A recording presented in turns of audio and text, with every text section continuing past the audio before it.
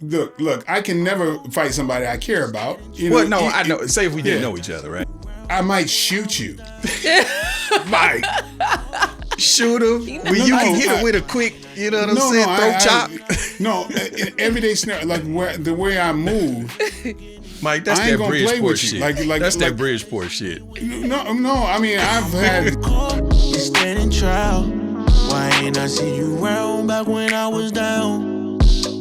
What's up, world? It's your boy Big Court of the Holdin Court Podcast, and we back one more again. And of course, I have my beautiful oldest daughter. What's your name, little girl? Rachel Renee. Rachel Renee? Yeah. Whose child is you? I know you cannot say that. I know your mother used to be like, man, if you try to take her on Maury, they're gonna boo you. Boo you right off the stage. So I got my beautiful twin-faced daughter in the house. So today we have my big brother, man, somebody I have tremendous respect for, who I consider a friend. He's an on-screen badass, but I consider a real-life badass as well. He probably ain't gonna take that though. Man, we got the homie Michael J. White. What's good, brother? Man, it's so good to be here and seeing what you're doing, man. I'm so proud of you. Thank you, brother. Oh, thank man, you. for real. Yeah. Seriously. Thank you, man. Yeah. Hey, I have to thank you though, because we've been cool a long time. Probably going on maybe 15 years, 2011, 12. Longer than that. Longer than that? Oh, okay. definitely. Okay. Than that. Yeah. And you have always supported me. When I call, you show up. I appreciate that. I remember texting one time. You remember this? I was I had been auditioning. You know what I mean? And I texted you and said, bro, like they got me audition, man. I ain't landing nothing. Like, bro, you're like, what am I doing? He was like, make your own shit. He said, that's the game.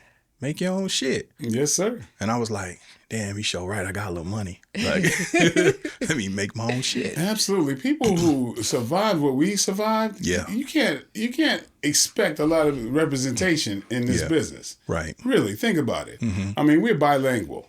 Yeah, that's right. We speak two different languages that there's very few people who are going to understand these worlds. Yeah. And it's incumbent on us. Like, we got to be creatives. That's right. Right? I mean, like, think about it. Who's going to write Black Dynamite? Mm-hmm. But me. Right.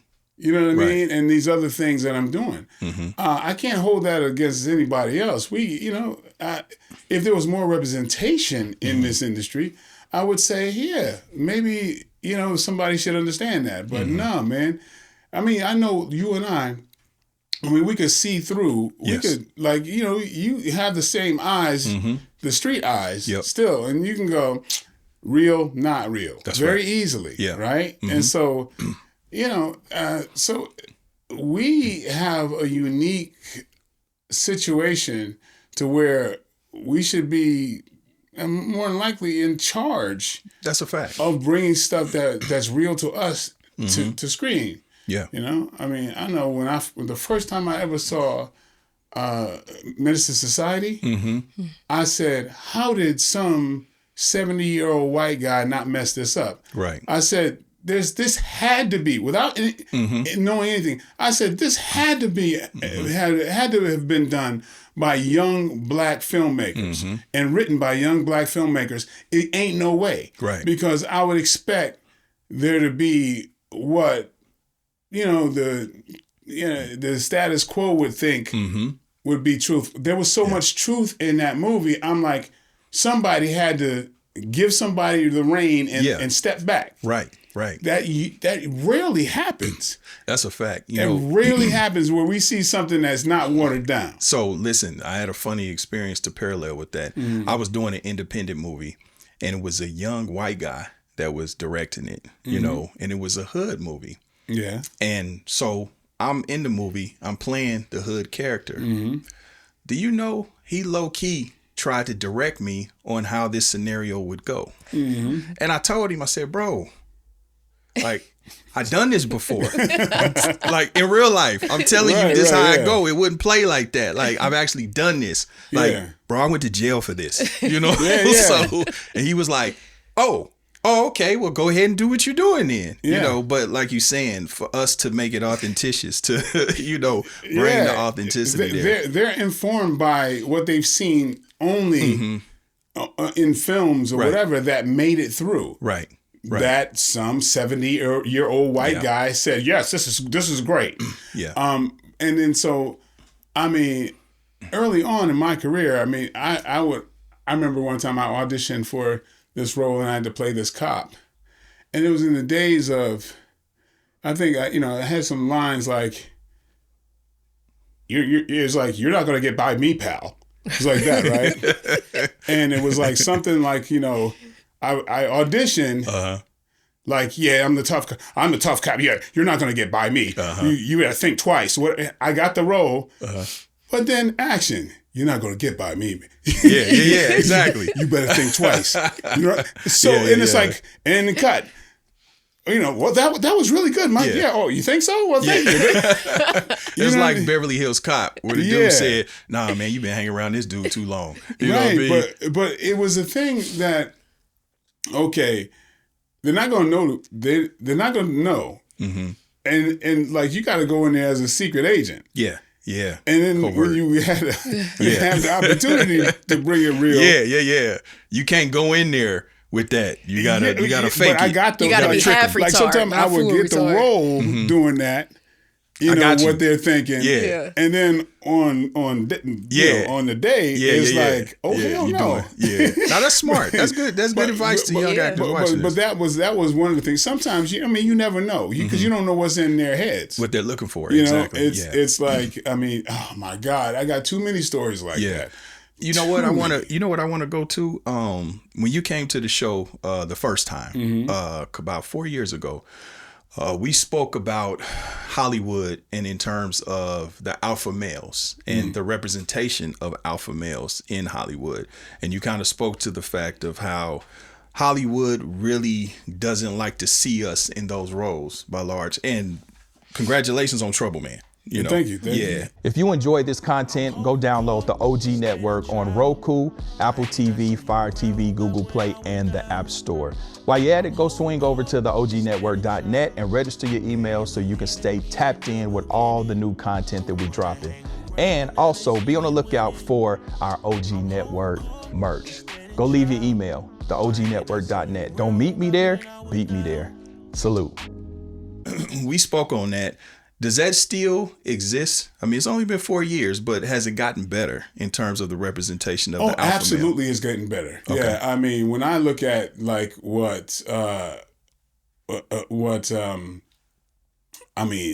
things like centers, representation like centers, like the writing and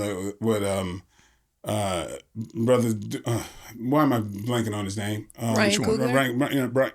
Ryan Coogler. Yeah, what he's doing, what Aldous Hodge is doing. Yeah. Oh my God. Yeah. You know what I mean? Yeah. I mean, it's definitely, and so it's proven that there's an audience for that. For strong black representation. The way Sterling is stepping up and how. It's definitely. I definitely. I know the ills, but I see the triumphs.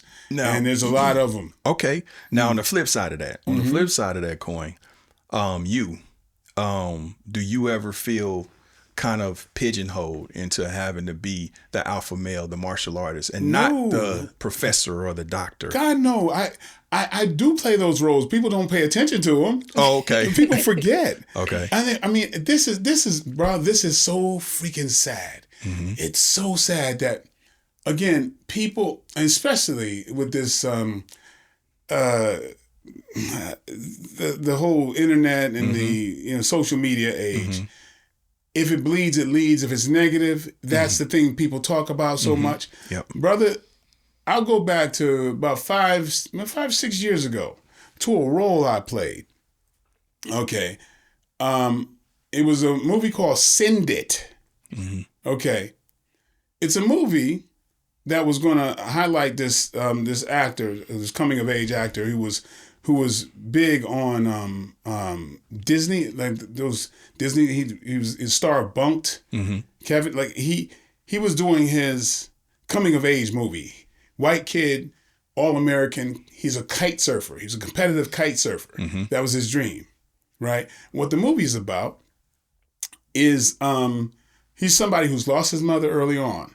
His father gets killed. His father's a Navy SEAL, gets killed in service. Mm-hmm. His father's best friend leaves the Navy SEALs and raises his best friend's son as his own. Okay. He was a very young child, and he raises him to be that champion. Mm-hmm. Now, the filmmakers, the producer, the director, and everybody, they always thought, okay, this is a Disney type of movie. They always thought the father would be probably a white guy. But when they really whittled it down, they said somebody who we believe could have been a Navy SEAL, yet have the humanity, the empathy, the compassion that we'd see as a great dad and somebody we would want as that representation. Michael, we came up with you. Okay? Mm-hmm. And they cast me, and I played that role. Mm-hmm. Now, here's a role where I'm like, is this not what Dr. King spoke about? Mm-hmm. Being judged for the content of our character, not the color of our skin? Right. Okay?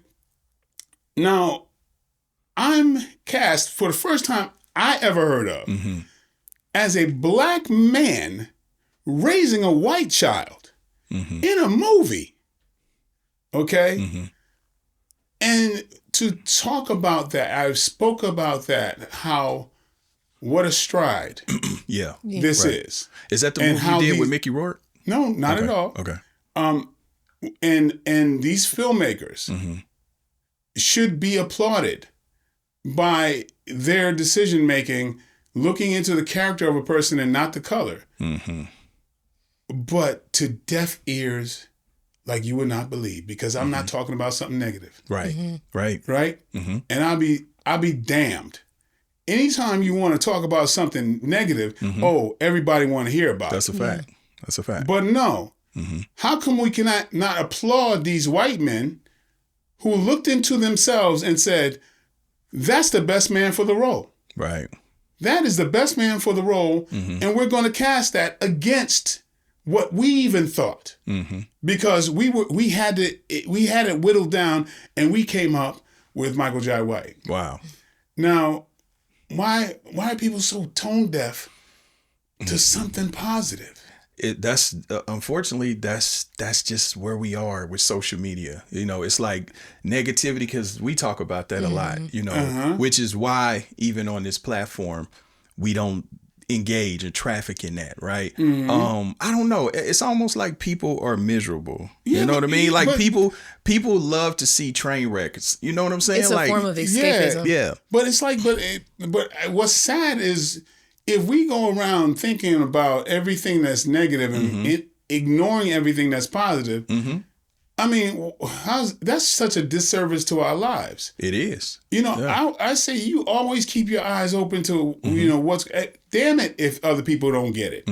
That just was an indictment of where we are. Shame on other people. Yeah. But still. When I have a pulpit, when I have your soapbox. Yeah, so I'm going to be like, no, check this out. And check yourself. Yeah. Check yourself. Everybody who wants to complain about some shit, I want you to, check yourself. Are you looking at the other side of anything? Mm-hmm. You know what I mean? Because if I was going to, complain about some racism,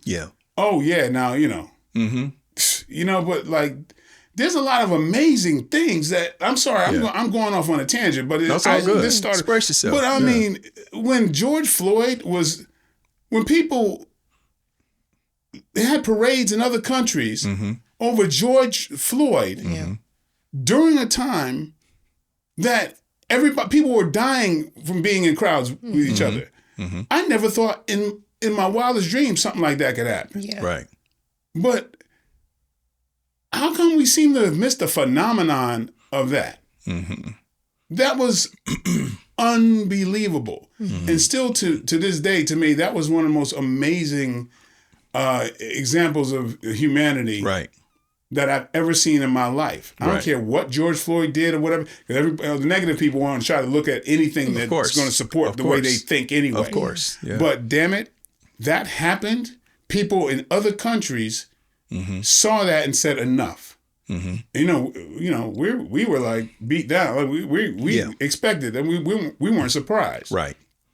But so it does exist somewhere. Yeah. So what do you think the pathology of that is? Like, since you're saying that, especially, do you think that that's just people's nature, or do you think social media exacerbates it? Oh, of course. Mm-hmm. Of course, because what is the news other than the bad news? Mm-hmm. It's like, hey, look at some shit that's bad someplace that you'll never be. That's a fact. You know what I mean? Like look, we're going to dig up some bad stuff that's over here in this part of Myanmar. Yeah. You never heard of it. But here's some bad stuff that's happening. So it's like if you gave equal time to the good stuff, it would not compare.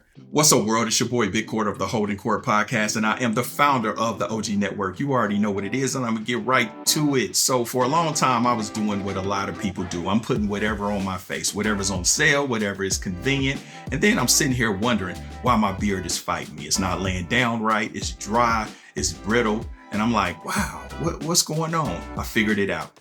I was treating my beard like it's regular hair, and it is not. When you have a beard with texture, it needs something more specific. Your skin underneath, it needs something more specific. So here I am following what everybody else is doing, and it wasn't working for me. Those products just weren't getting it done for me. So then I came across Baskin Lather. It's a Black-owned, family-operated company. And the backstory really intrigued me, and it made me pay attention because the CEO, Shayna, her sister, she was told by a dermatologist that her hair would never grow. So Shayna, she refused that. She wasn't going to accept that. So her and her mother, they did their research, and they formulated their own oil. So now the sister's hair is down to her hips. That's the kind of people I want to be supporting. Those are the people I want to be in alignment with. People who bet on themselves when nobody else would. And I know something about that with OG Network. Now, the beard growth magic oil is the one that actually got me. It's natural ingredients that actually nourish the follicle. They get blood circulating. They help the beard come in fuller and thicker, and it softens it as well. You ever touch your beard and it's dry and it feels like wire, feels like a Brillo pad? Nah, that ain't it. Especially when your old lady go to stroke your chin, you want to make sure that you're right. But if you want the full setup, the men's healthy hair and beard starter kit, that's where you want to start. Shampoo, conditioner, balm, oil, and a stimulator formula, all in one. High quality ingredients, everything built specifically for beard care. Now, before and afters, they're on the website if you don't want to take my word for it. Now, these results are speaking for themselves, and I wish I had this years ago. You see how crispy I am. So stop using the same shampoo for everything and wondering why nothing's working. You deserve products built for you and your texture, your skin, your specific needs. And that's what Baskin Lather does. So explore viral bestsellers and products of healthy hair of all types from Baskin Lather. Go to baskinlatherco.com and use code BIGCOURT for 20% off. That's 20% off of baskinlatherco.com, code BIGCOURT, BIGCOURT. Don't meet me there, beat me there. Salute. I literally had a company tell me, full transparency. They were like, man, you've done wonders with your platform because the algorithm is not favorable to your type of content. Because I don't do the controversial stuff. I don't do the clickbait, the pitting this one against that one, talking about gossip and stuff. But it seems like that's what drives the needle. Yeah, People are drawn to that. But again, like I said, what's the pathology of that? Because for me, I feel like people are miserable and they want to, like they say, misery loves company. They want to feel like, you know what? My shit fucked up and I ain't right. You ain't either. Oh, yeah. Look at them. Yeah, because there's a word that we're not using. What's that? And it seems like people are scared of this word. What is that word? Stupid. There's a lot of stupid people But it's out deeper there. than stupidity. Stupid. Big brother, it's bigger than he stupidity. has a point because it's what you're entertained by. Stupid people. No, but so and stupid people want to hear themselves more than smart people. No, that's a fact. But Yes. see, but then people like to look vicariously at bullshit, low vibrating bullshit. You see what I'm saying? Like 100 people could be in agreement, damn near, and the stupid one says something stupid and derails the whole conversation. You know what I mean? And then it becomes kind of dealing with that stupid thing. And then I think another thing I feel is that people are very narcissistic nowadays, and they want to hear themselves. This is my opinion. This is my opinion. Not many people, are willing to step back. Well, there's a lot of people who step back. But the stupider ones, they are loud. Are the ones that's going to speak. They are. They're the loudest in the room. And then it derails the conversation. It could be going in a really positive direction. And the stupidity just just detours everything. I want to pivot real quick. Coming off of what we were talking about, just you Trouble Man, and you producing your own stuff. So what, like, Gigantic, which is your production company. I watch a lot of your movies. And let me see, how can I say, I wanted to not to sound messed up. You make great movies. The quality of them, the writing, the acting, and all that, right? But when I watch your movies, even though they're black actors, right, it doesn't come off and feel like a black movie. Right. It just feels like a great fucking movie. Thank you. What's the science to that? Because I've never marginalized myself at all from day one.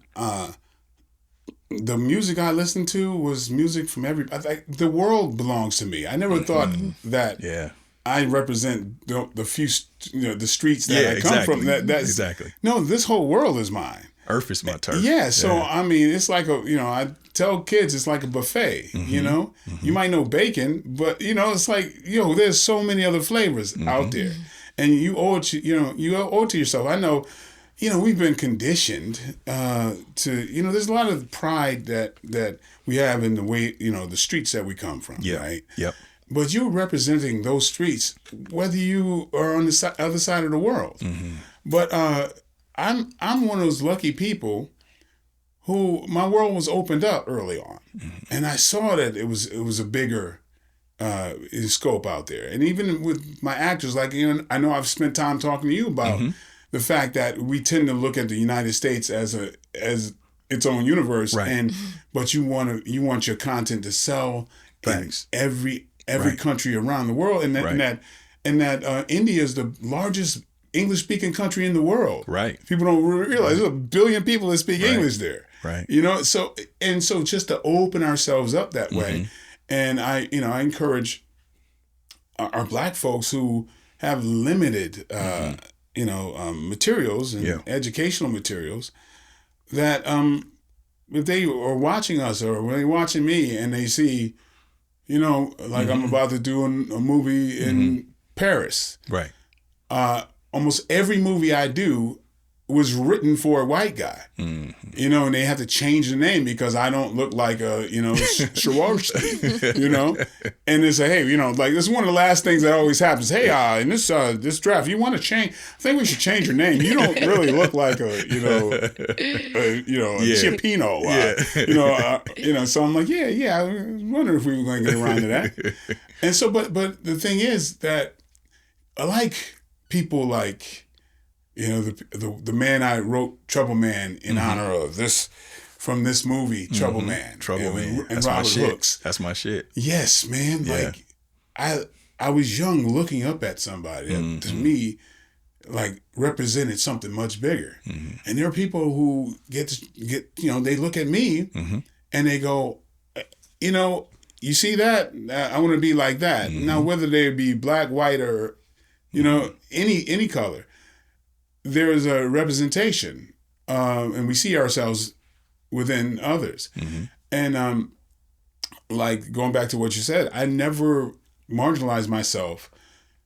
And even though a lot of my heroes were, my early heroes were my color, there are heroes that I've had in all kinds of realms and all kinds of colors, and they represent who I am, and that, if anyone looks up to me, they also hopefully could adapt to the fact that you're not marginalized. Mm-hmm. This whole world is yours. Mm-hmm. And, and if you look up to me, this is me telling you that. Yeah.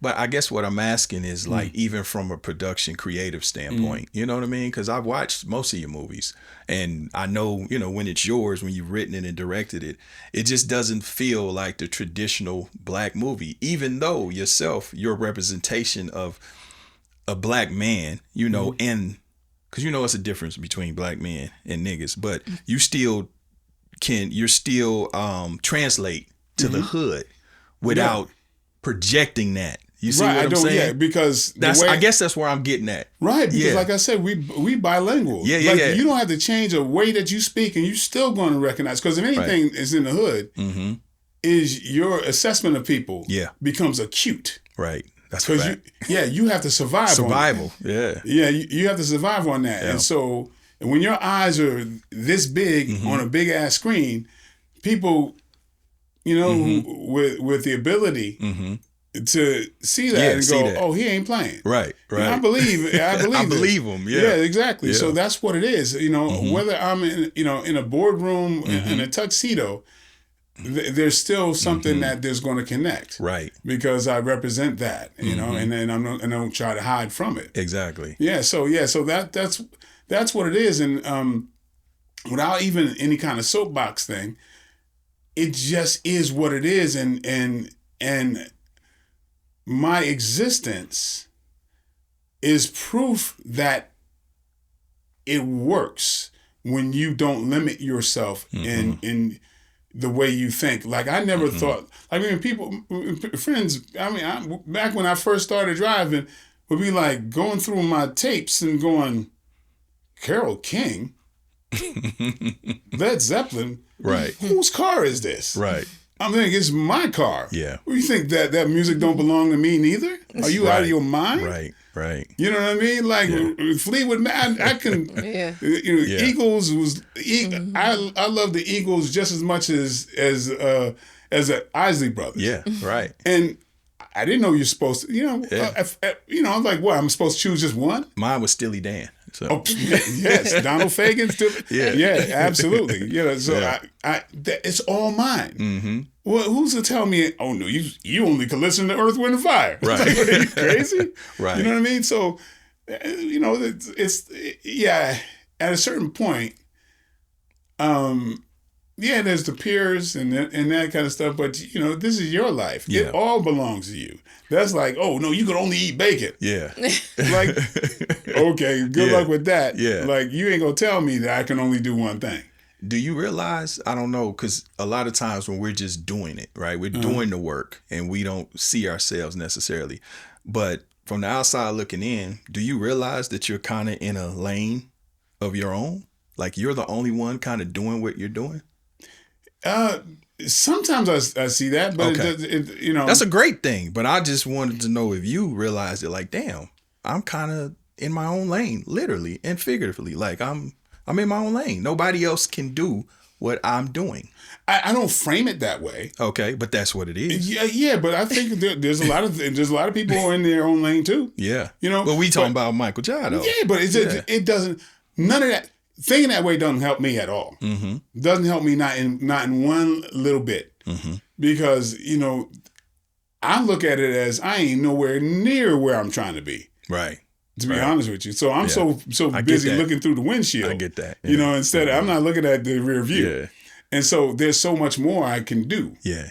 And so, I guess, people say, yeah, you're in your own lane. But, a lot of people are in their own lane. And whether they respect it or give me kudos for it. I don't expect nothing from nobody. Right. But we know how hard it is though for us. That's why I'm highlighting it, because it's already hard enough to get in the business. Then it's hard to sustain in the business. And then, you wanting to have your own brand, your own type of, your own ecosystem, getting your own financing, you writing shit, you starring in shit. Then it's big budget shit. Like, Yeah, it's all relative. It's all feat. Yeah, it's all relative, but but it's just so worth it. Yeah, it was. I didn't have a choice. I'm going to keep trying to create my own thing. Right. And I'm enjoying doing it. Yeah. You know? That's the most important thing. Yeah, but there came a point where I'm going to keep going for this, whether if it don't happen or not, don't matter. Yeah. You know, you can only do the best that you can. Like, that's it. Like if we're all fathers, and what we gonna tell our kids? You try your best. You only lose if you don't try. That's right. Right. If you enjoyed this content, go download the OG Network on Roku, Apple TV, Fire TV, Google Play, and the App Store. While you're at it, go swing over to the OGNetwork.net and register your email so you can stay tapped in with all the new content that we're dropping. And also be on the lookout for our OG Network merch. Go leave your email, theognetwork.net. Don't meet me there, beat me there. Salute.